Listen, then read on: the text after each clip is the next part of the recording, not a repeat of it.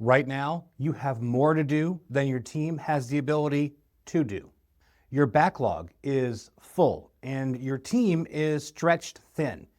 And somewhere in a meeting room near you, there are 3 different stakeholders, and each one is convinced that their project should be the #1 priority. Meanwhile, actual important work is sitting in a queue, just waiting for someone to notice it. If any part of that story sounds familiar, you are in exactly the right place. Today, we're running a prioritization clinic. 3 different frameworks with real examples and a system that you can put to work starting tomorrow. Let me tell you about a client I worked with a few years back. Good people, smart leadership, and a strong product, and a backlog that was completely out of control. They had 68 active projects, and every single one of them was labeled as high priority.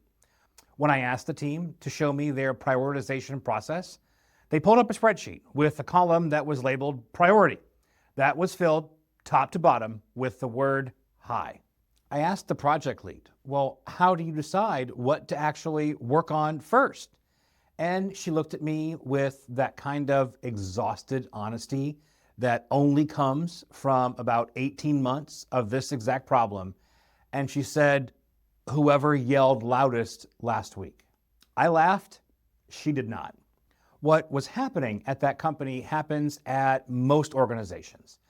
Not because the people are incompetent or lazy, but because nobody ever stopped and built a real prioritization system. They were running on what I call the default approach, where the loudest voice, the squeakiest wheel, the biggest title, and whatever happened to catch someone's attention on a given Tuesday is what gets prioritized. The result of that is that teams are working hard and going nowhere useful. Important strategic projects just stalled because reactive, urgent work kept jumping the queue.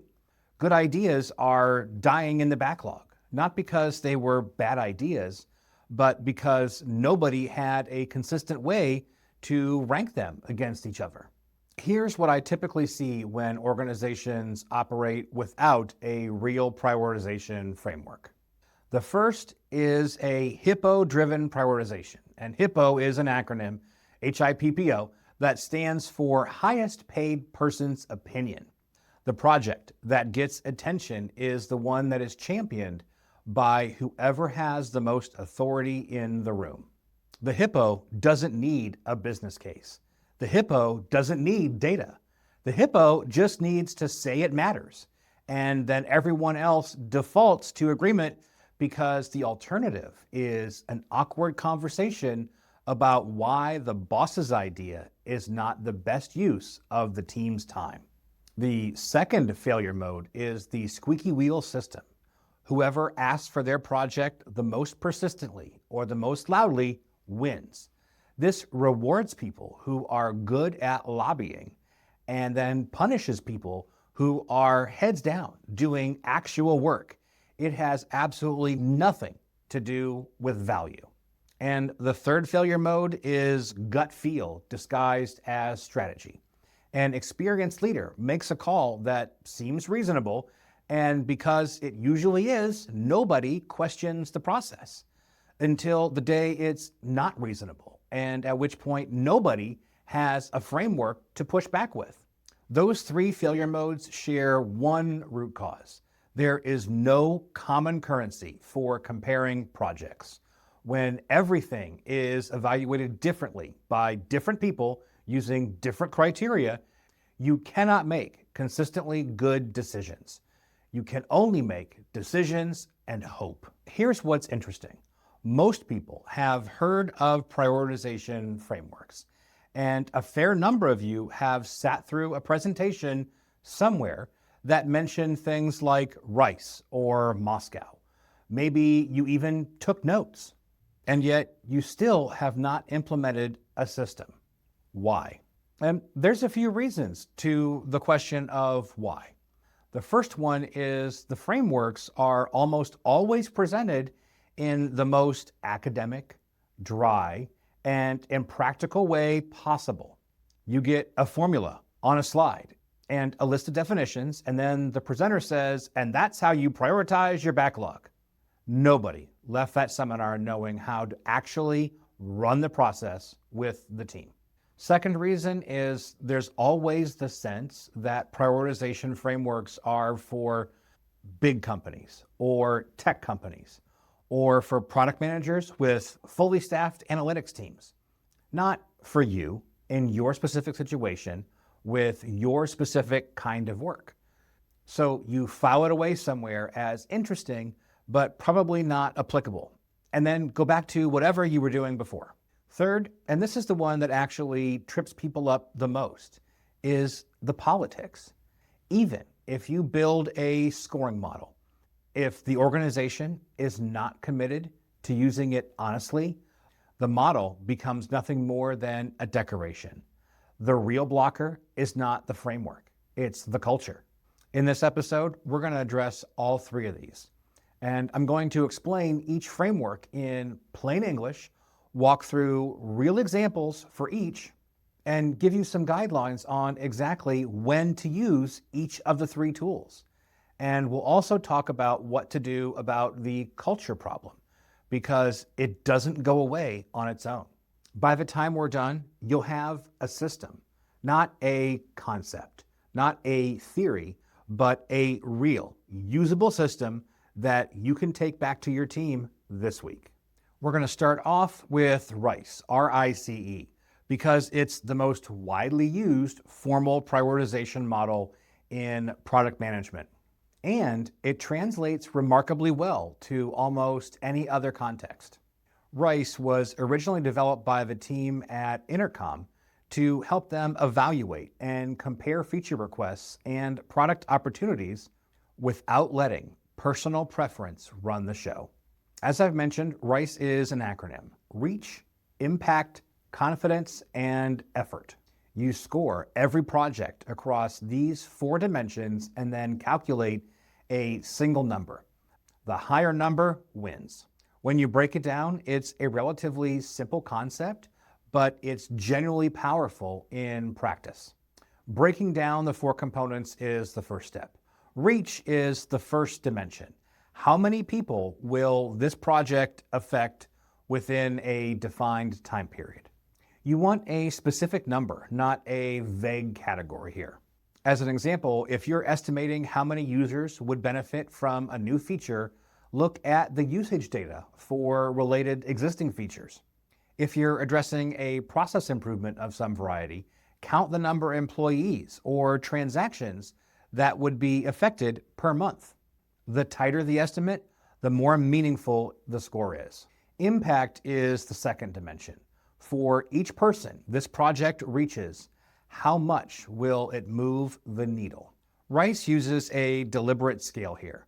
0.25 means a minimal impact. 0.5 is low, 1 is medium, 2 is high, and 3 is massive. And this is intentionally subjective because impact estimates generally require judgment. The framework doesn't try to eliminate that subjectivity. It just makes you commit to a number and then defend it in the room, which is where the really useful conversation happens. Confidence is the third dimension, and this is the one that most teams underuse. How certain are you about your reach and impact estimates? Express it as a percentage. If you have solid, quantitative data, customer research, and comparable prior projects to reference, you might legitimately claim 90% confidence. If you're working from a couple of random customer conversations and your gut, that might get you a 50 or 40% confidence rating. The confidence score serves an important purpose. It penalizes overconfidence. A project that scores beautifully on reach and impact, but carries a 40% confidence, ends up with a much more modest overall RICE score. And that's a feature, not a bug. Effort is the fourth dimension, and it's also the only cost variable in the entire formula. How many person months will this project require? Include everyone involved, not just the builders. Design time, project management, testing, stakeholder review, all of it. The more effort a project demands relative to its value, the lower its score. So now we get into the math. The RICE formula is reach multiplied by impact, multiplied by confidence, and then divided by effort. That is your RICE score. Let me walk you through a real comparison so you can see what this looks like with actual numbers. As has become our custom, we'll use Toby's Taco Truck as our baseline.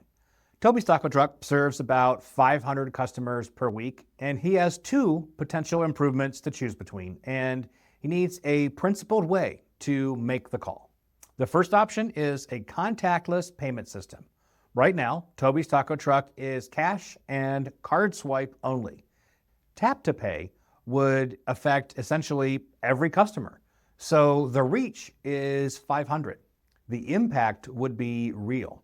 Shorter wait times, faster throughput during the lunch rush, and fewer customers walking away when the line is long. So Toby rates this at a 2. He's also spoken with enough customers and reviewed enough wait time data to feel 80% confident in these estimates. Getting the system set up will take about a month of his own time, plus the vendor setup. In that case, effort equals 1 person month. So that math worked out to 500 times 2 times 0.8 divided by 1 equals 800. The second potential project is a loyalty rewards card. Customers get a punch card, and on their 10th visit, they get a free taco. The reach is still 500 since Toby offers it to everyone. The impact is more modest, let's say 1, since it primarily affects return visit behavior rather than the immediate experience of any given customer. Toby is a little less confident here, maybe 60%, because he doesn't have any hard data on what percentage of his customers are regulars versus the one-time walk-ins. Building out the system, printing the cards, tracking everything will take about 3 person months. And the RICE math, 500 times 1 times 0.6 divided by 3 equals 100. So the contactless payment project had a RICE score of 800, and the loyalty card had a score of 100. Not even close. Here's what I want you to really notice about that example. Before running RICE, you might have argued that the loyalty card is the more strategic investment. It builds relationships and drives repeat business. It has a certain charm, and it might be worth doing later. But right now, on limited time and limited resources, RICE surfaces where the actual return is. The math cleared up what the conversation would have argued about for an hour. RICE works best in environments when you have reasonable estimates for at least 2 of the 4 dimensions. Product teams with good analytics can usually nail this with no problem. Service businesses and internal teams might need to be a little more creative about what reach means in their specific context. Things like customer count, employee count, transactions per month, and revenue influenced. All of those are valid proxies for reach. The main risk with RICE is false precision. The formula looks rigorous and it has a calculation. It spits out a number. But if the inputs are gut feeling dressed up as data, the output is still gut feeling, but now wearing a lab coat. The confidence dimension helps address this, but only if teams are genuinely honest when scoring it. Building a team norm of be conservative with confidence is worth doing before your first RICE session. Our second method is WSJF, which stands for Weighted Shortest Job First. And it comes from the Scaled Agile framework and was built on research into product flow economics. The core idea is the cost of delay, and it shifts the framing of prioritization in a way that I think can be really powerful. Here's the real insight at the heart of WSJF. Not all project value is stable over time. Some projects deliver the same value whether you do them now or in 4 months. Other projects can lose value fast. A compliance feature that needs to be live before a regulatory deadline is worth nothing if it ships a week late. A competitive feature loses ground every day that your competitor has it and you do not. WSJF captures this time dimension and builds it into the score. The math formula here, WSJF score equals the cost of delay divided by the job duration. The highest score goes first. Now, cost of delay itself is a composite of 3 different components. Each of those is rated on a relative scale, typically 1 to 10, where the ratings reflect the work relative to each other in your current set of decisions, not some absolute universal benchmark. The first component here is user and business value. This is relatively familiar. What direct value does this work deliver? A feature that meaningfully improves the core user experience scores high, but a minor UI adjustment would score low. The second component is time criticality. This is where WSJF distinguishes itself from most other frameworks out there. How does the value of this work change over time? Is there a deadline, a market window, or a competitive threat? Something in the external environment that makes doing this sooner meaningfully better than doing it later. A project with high time criticality loses significant value if it's delayed. A project with low time criticality can wait without much consequence. The third component is risk reduction and opportunity enablement. Does this work remove a significant business risk or unlock capabilities that other work depends on? For example, a security patch might have a modest direct value to users, but its risk reduction score could be extremely high. Or a piece of foundational infrastructure that 5 other projects are waiting on has high opportunity enablement value, even if no end user ever sees it. Add those 3 scores together to get your cost of delay, and then divide that by the job duration, and you get your score. Let me walk you through a team-level comparison to show you how this actually plays out. A software team has 3 items in their backlog, all competing for the next sprint. The first item on the table is a new customer analytics dashboard. The team rates user value at 8, since customers have been asking for better reporting. Time criticality at 2, since the existing reporting does work fine and there is no external deadline. Risk reduction at a 3, so that gives you a cost of delay at 13. This project is estimated to take 4 weeks to complete, so WSJF is 13 divided by 4 at 3.25. Second item up for debate is a critical API security update. The user value is low with a score of 3 since users do not experience this directly. But time criticality is a 10 because the team knows that there is an active vulnerability that creates exposure every day. And risk reduction is at a 9, so the cost of delay is 22. This patch is estimated to take 1 week, so the WSJF equals 22 divided by 1, which still gives you 22. Third project up for debate is a mobile onboarding redesign. User value at 7, time criticality has been given a 4, since there is competitive pressure, but no hard deadline. Risk reduction and opportunity enablement is a 5, since better onboarding enables downstream retention improvements that the team has been wanting to measure. Add those up and you get a cost of delay at 16. And the duration for this particular project is estimated at 3 weeks. Take your 16, divide it by 3, and you get 5.33. So the ranking at this point is the security patch first, the mobile onboarding second, and the dashboard third. The real joy here is what WSJF enables.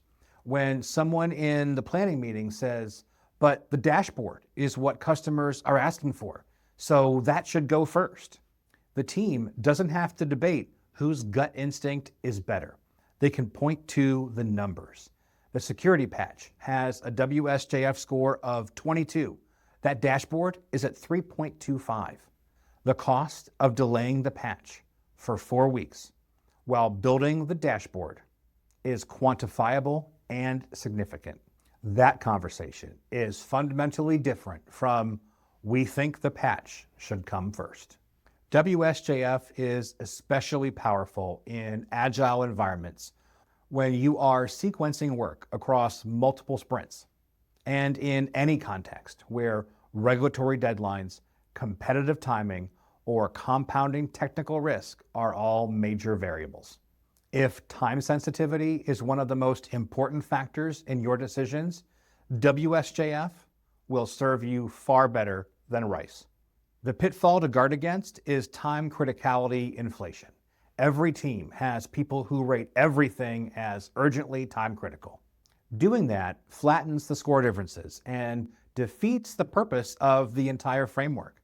Be explicit about what a 10 in time criticality actually means for your team and make them document it. Something like a score of 10 means we face a regulatory fine, a data breach, or lose a major client if this is not done in 2 weeks. Anchor that scale to specific things before you start scoring and hold people to it. The third framework is MoSCoW, spelled just like the city in Russia, but with little O's. MoSCoW is my favorite framework to run with groups, not because it's the most mathematically elegant, but because it generates the most productive conversations. It is also, in my experience, the most frequently butchered by teams that skip the most important part of the framework.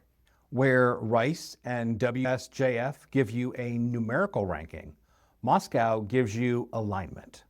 It's a classification system, not a scoring model. And its power comes from the explicit agreement that it forces a team to reach. The 4 categories of MoSCoW: must have, should have, could have, and won't have this time. The odd capitalization is intentional, and it builds the mnemonic. The first letter of each word spells MoSCoW, which is how you remember it. Let's go through each of those 4 categories and explain them properly. Must have is the most important and oftentimes the most abused of the 4 categories. These are genuinely non-negotiable deliverables. The project, the sprint, or the release does not succeed without them. If a must-have doesn't ship, the whole thing fails. I want to be very clear about what this means because most teams will interpret it loosely. Must-have does not mean really important. It does not mean we'd really like this. It means without this, there is no release. There is no product. The project fails. That there is the test. Should have covers items that are high value but are not necessarily critical to the minimum viable delivery. The project works without them, but it is meaningfully better with them. When timelines get tight, should-haves are the first things that you revisit. They're not sacrosanct. Could-have is the nice-to-have category. These items add value if time permits, but they are the first things to get cut when pressure builds. Classifying something as a could-have is not dismissing it. It's being honest about its relative priority given current constraints. Could-haves often become must-haves in the next release cycle. Won't-have, this time, is the category that most teams either skip entirely or use incorrectly, and it is, without question, the most important category of all. And here's why. In most organizations, scope creep does not occur because someone deliberately decided to add things. It happens because nobody formally excluded anything. Every idea discussed but not explicitly ruled out remains implicitly in scope. It drifts back in. It shows up on a Friday afternoon as, can we just quickly squeeze this in? Without a won't have list, there is no authority to push back with. The won't have category makes the exclusion explicit. The team is saying that, hey, we've considered this and we have agreed that it will not be part of this release. It isn't being abandoned, it's being deferred. That agreement is organizational infrastructure. It prevents a specific class of conversation that wastes enormous amounts of time. Before we move on, I want to give you a practical rule for running MoSCoW sessions that actually work. Must-haves should account for no more than 60% of your available capacity. If your must-have list eats up 80 to 90% of the timeline, you have two problems. Problem number one is there is no buffer for anything that goes sideways. And we all know that something always goes sideways. Problem number two is most of what you called a must-have probably isn't. It's a should-have wearing a disguise because nobody wanted to be the person who downgraded it. The 60% rule forces an honest conversation in the room. When you tell a stakeholder that their item needs to move from must-have to should-have because the must-have column is already at capacity, they have two productive options. Number one, they can make the case that it is truly non-negotiable, in which case something else has to move down. Or they can accept the should-have label. Either outcome is useful. Both are better than leaving the conversation unresolved and letting the ambiguity become someone else's problem. Let's bring Toby's taco truck back for this one because this example is particularly satisfying. Toby is planning a new catering menu for corporate clients. He has brainstormed 14 potential menu items. And the initial instinct is to offer all 14 of them because more options means happier customers, right? And the answer is not exactly. More options mean more complexity, more ingredient sourcing, more prep time, and a higher probability of an embarrassing moment at someone's office lunch. As part of this planning process, Toby runs a MoSCoW session. The must-haves are the classic street taco lineup, the ones that define the truck's identity. A vegetarian option because customer data shows that roughly 30% of corporate attendees have dietary restrictions. And without these two things, the catering product doesn't make any sense. The should-haves, a sides menu, chips and salsa, rice and beans, a seasonal special to give to regular clients seeking something fresh. All of those will add real value to the catering experience. The could-have, a premium Wagyu beef taco at a higher price point for upscale client events. It's an interesting opportunity, but it's not essential to the launch. And the won't have for this launch is a full dessert menu and branded merch. Both are things that Toby wants to offer. Who wouldn't want a Toby's Taco Truck t-shirt? But just not now. After this exercise, the catering menu launches on schedule. It is focused, executable, and profitable on day one.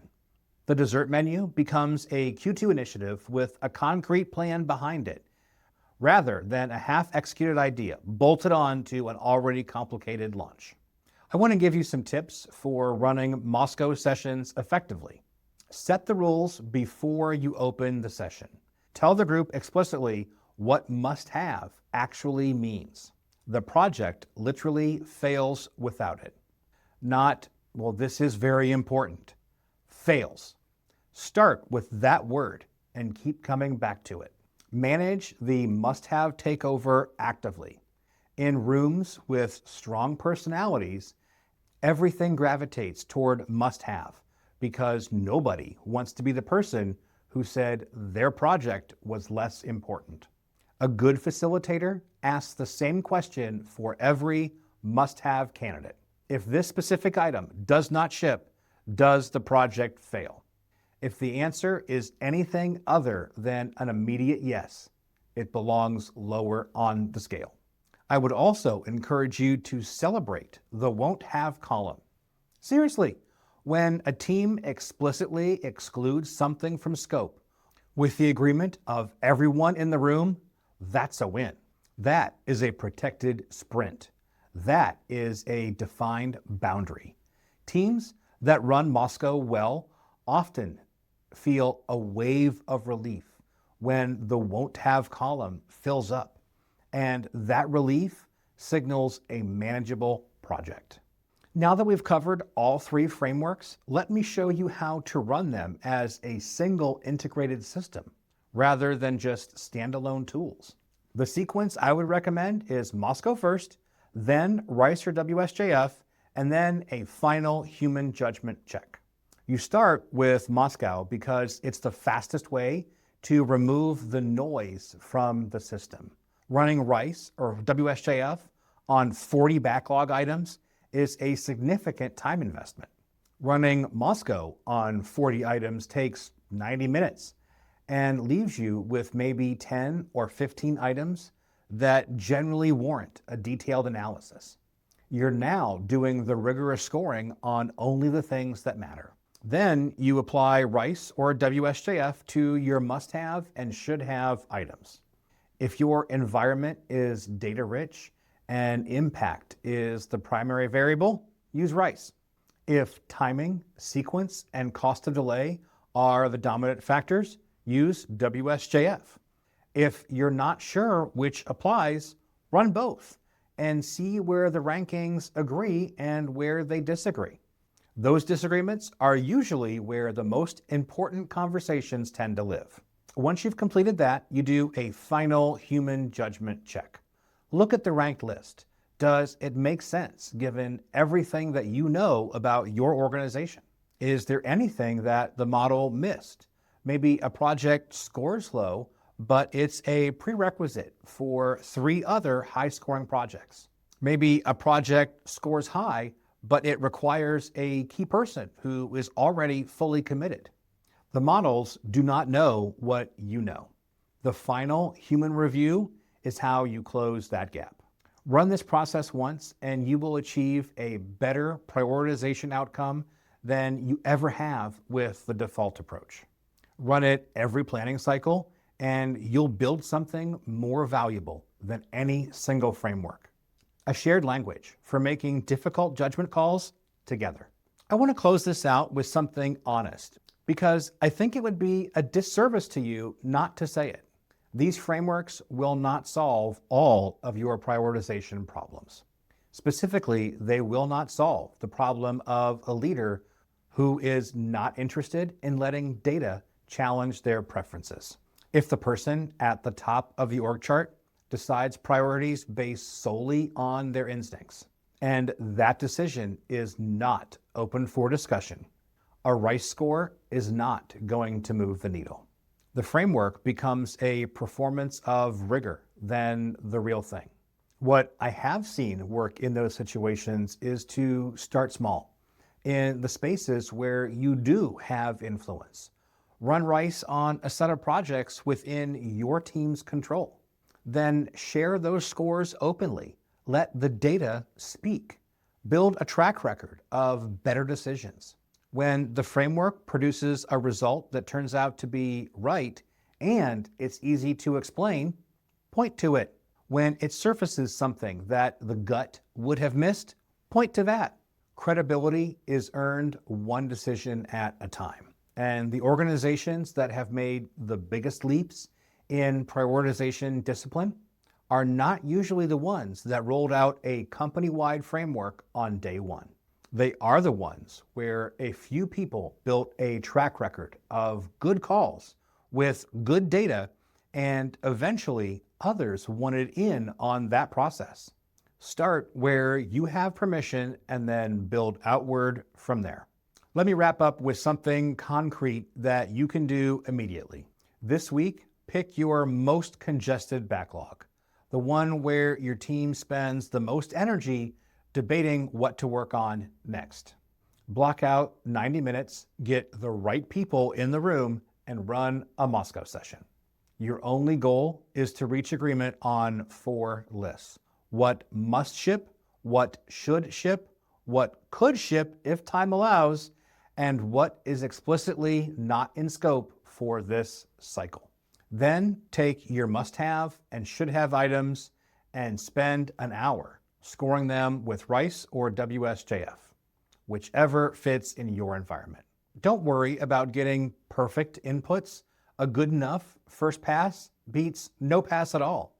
You're looking for a ranked list, not a dissertation. Then share that list with your stakeholders. Make the scoring visible. When someone pushes back on the ranking, do not defend the result. Ask them to show you where the inputs are wrong. If you think this project should rank higher, let's look at its confidence estimate. What data would change that number? That kind of conversation is worth 10 times as much as any argument about whose intuition is better. That's the system. MoSCoW to filter, RICE or WSJF to rank, human judgment to close the gap. All with transparency to make it defensible. If this episode was useful to you, there's a lot more where this came from. Head on over to toby-talks.com to find the full content library. If you're listening to this as a podcast, a quick review wherever you listen makes a real difference for the show. It takes about 30 seconds, and it helps new people find their way here. If you're watching on YouTube, mash on that subscribe button and hit the notification bell so that you don't miss the next episode. I'm Toby Hoy, and this is Toby Talks. Thanks for being here, and I'll see you in the next one.